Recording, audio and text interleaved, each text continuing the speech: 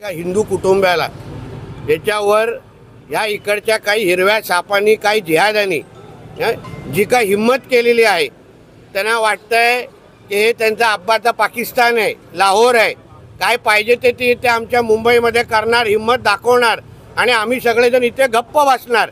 हा आमचा हिंदू राष्ट्र आहे, आमचं हिंदुत्वादी विचाराचं सरकार आहे आणि आम्ही सगळेजण कोण इथे आमदार विधायक मंत्री म्हणून इथे आलेलो नाही, पण आम्ही एक हिंदू म्हणून या कुटुंबाला धीर आणि विश्वास देण्यासाठी आलेलो आहे की करारा जवाब मिलेगा।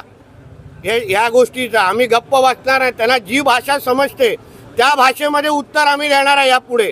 आणि म्हणून यापुढे जी काही मस्ती इथे चालू आहे, अक्षरशः या पूर्ण भागेला त्या झोपडपट्टी गणपत पाटील नगरला हे लोकांना मिनी मालवणी इथे बनवायची आहे।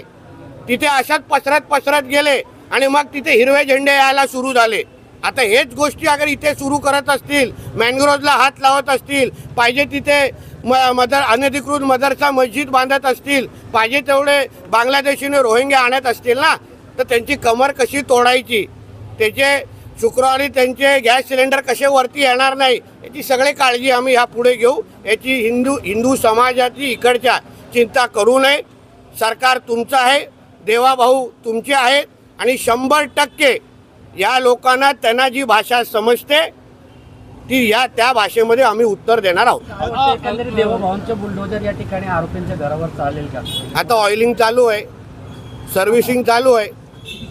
मी गेल्यानंतर किकस्टार्ट मारीन आणि मग देवाभाऊचं बुलडोजर कसा कोणाच्या गॅस सिलेंडरवर फिरतं आणि मग शुक्रवारी कसा तो वरती आणण्यासाठी त्रास होतो या इकडच्या या बांगलादेशी आणि रोहिंग्या लांड्यांना कळेल।